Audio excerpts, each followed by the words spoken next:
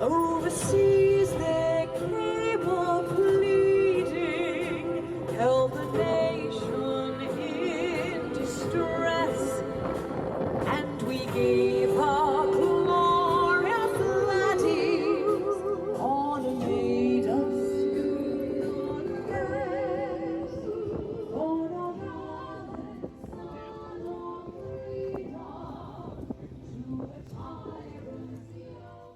talk much over it, and here she is.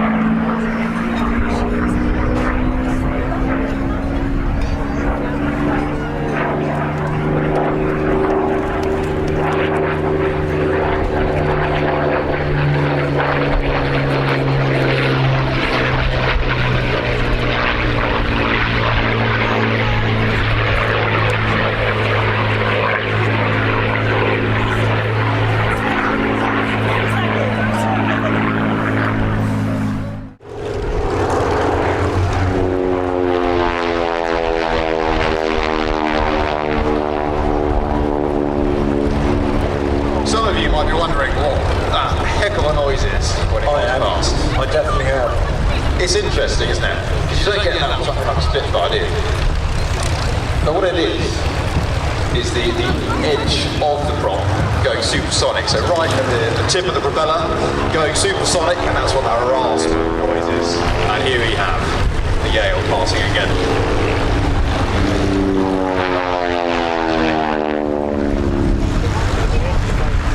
And a cruise speed of 146 miles an hour, which in 127 knots. They can go all the way up to 17,500 feet with full load. And it takes about 11 minutes to do that.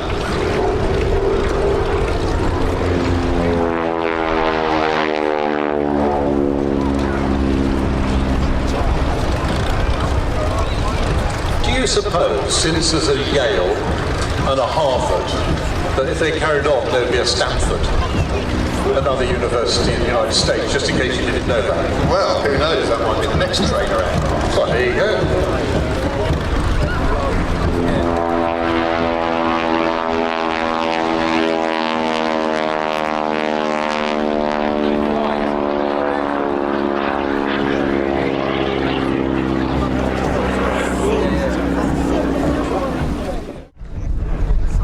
I said it's tough. Plus 9G, minus 6. 9 times the horse of charity. So if you're holding a pint of beer at the moment, you went to 8G, that'd be holding a gallon of beer, which is a marvellous thought, but it's too heavy to hold. Going round the outside, beginning of a loop. Over the top, not putting a thick one down, so completing a loop. If he had stopped halfway down on the 45 degree, that was a half Cuban. His standard loop, I have got his sequence.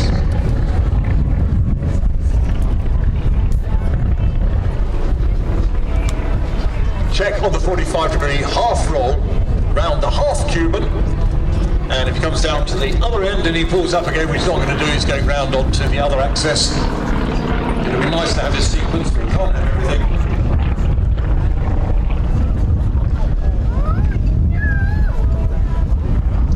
It is supposed to be smoky. He's got a smoke system in the aircraft.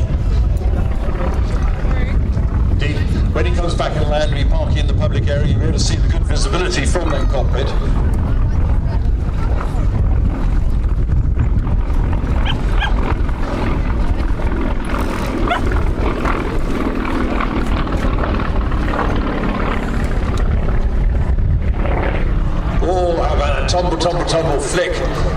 there's smoke filling up the cockpit.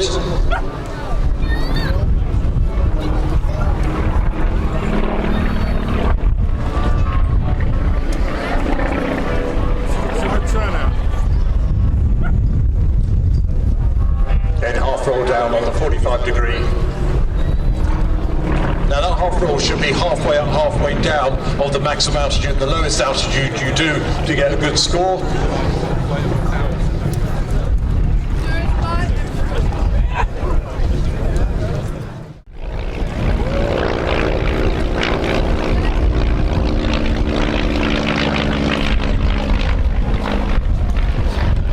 That's a nice, comfortable sounding engine. Navion, first civil aircraft manufactured by North American Aviation.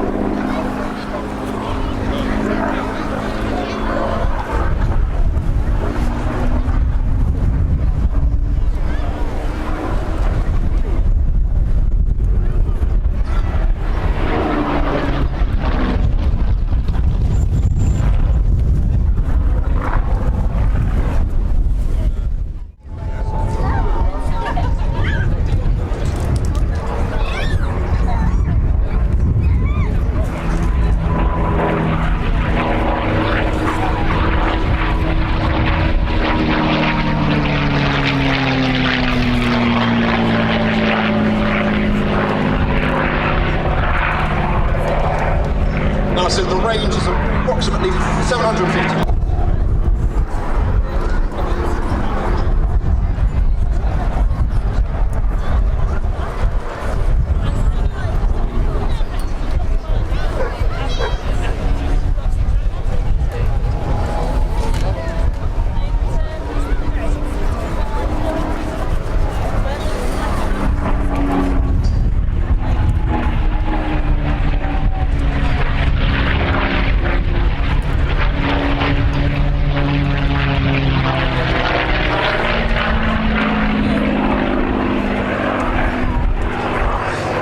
First used non-turbocharged engines in the war, called Allisons. This limited its maximum altitude, whilst those aircraft delivered to the RAF were actually trialled with Merlin engines, as seen in the Hurricane and the famous Spitfire. Combining an amazing engine and an amazing airframe.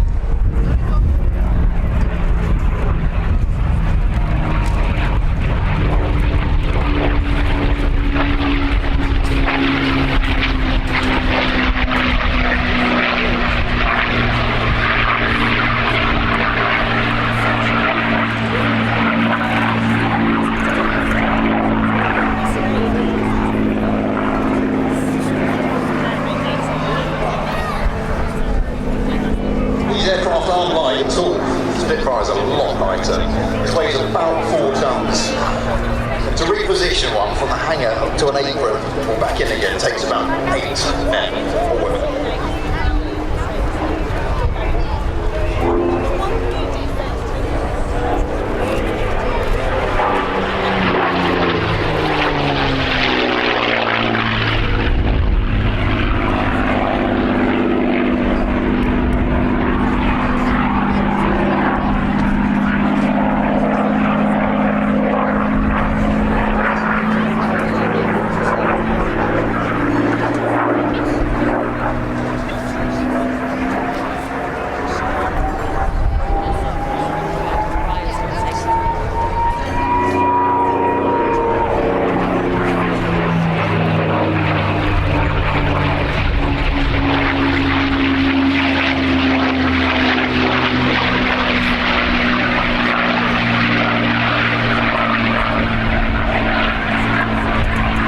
The aircraft received Marinell was constructed in California by North American Aviation.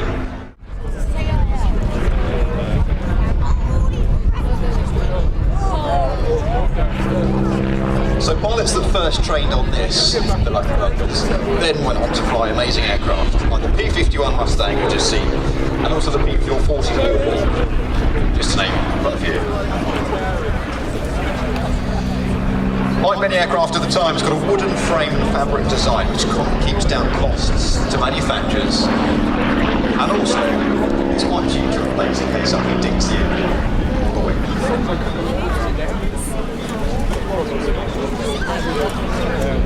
The aircraft we see today is Golf Lima X-ray Victor. It was produced in 1943 and was sent to the United States Army Air Force with a long registration number back, too many numbers to say.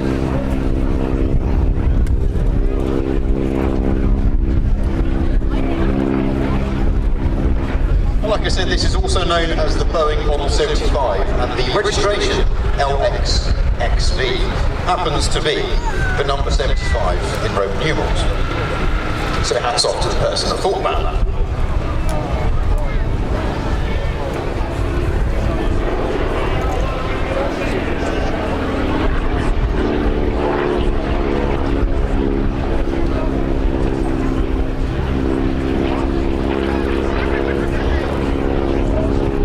The film then with Cary Grant going across the fields and being attacked by a Stearman. I'll give you a few minutes to try and remember that one. I'm sorry, Stratton, not everybody's as old as you, so I've never seen it before. Oh, we're digging out. Question, answers on a postcard, please. I've got a feeling was it north by northwest, something like that? Absolutely right.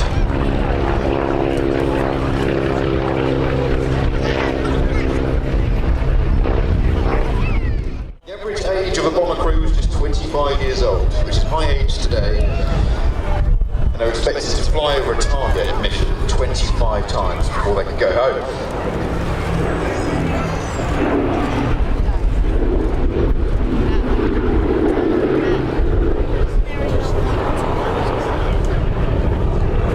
Over 79,000 Air Force personnel unfortunately perished in the war. And in Sally B, as we see today, there's a plaque near the radio operator's position commemorating these people.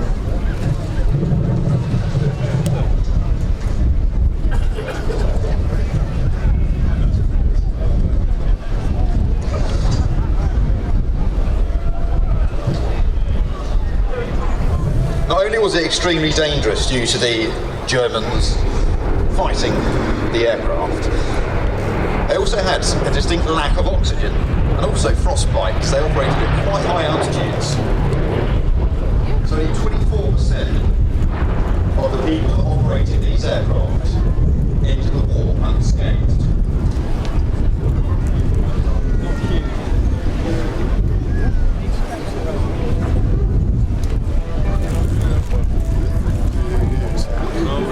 Sally B, as we see today, is Europe's largest LD-B-17, which is basically a very long conductor, only short flight.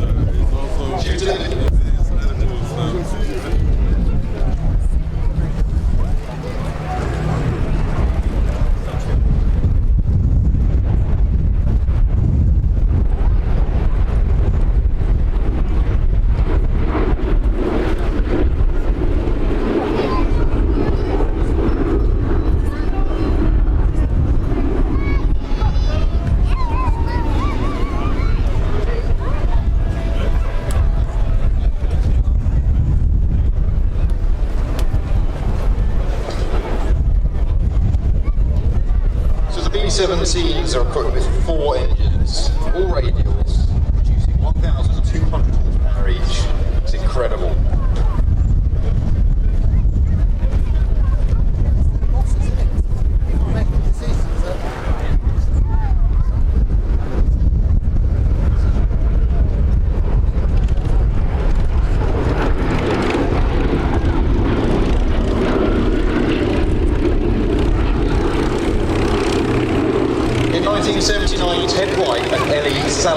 Formed the B-17 Preservation Fund Trust in order to raise funds to keep this amazing aircraft airworthy. Unfortunately, in 1982, Ted perished whilst flying at Harvard. Ellie continued this role as chairman.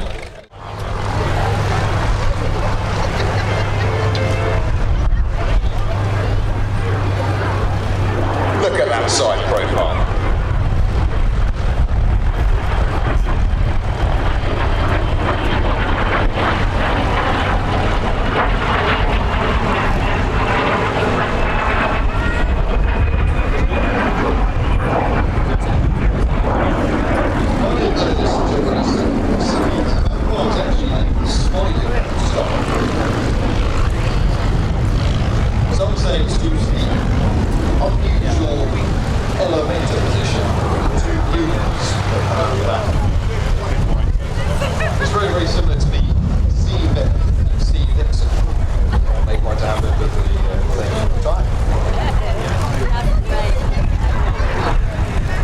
Such a sleek aircraft.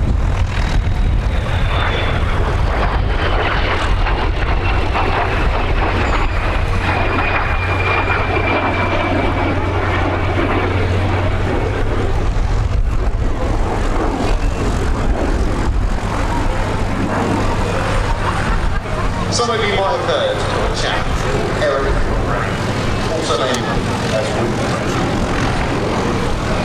In 1945, he did the first Marinell on an aircraft in that flight. Pretty impressive at the time. They all flying precision engine aircraft, and then this one came along.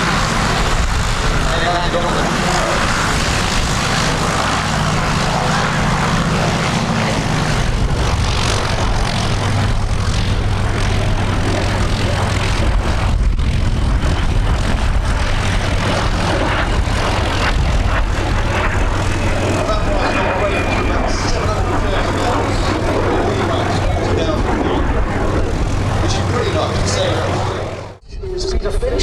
Flying a very rare aircraft. It's the GHUPW Queen Bee. Now here they are coming from left to right in Vic formation.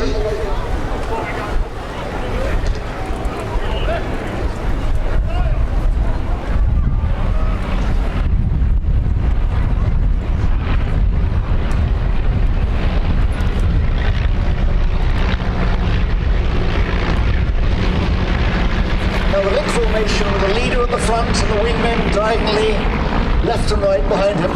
There was an attack formation formed in the 1930s and used by many air forces.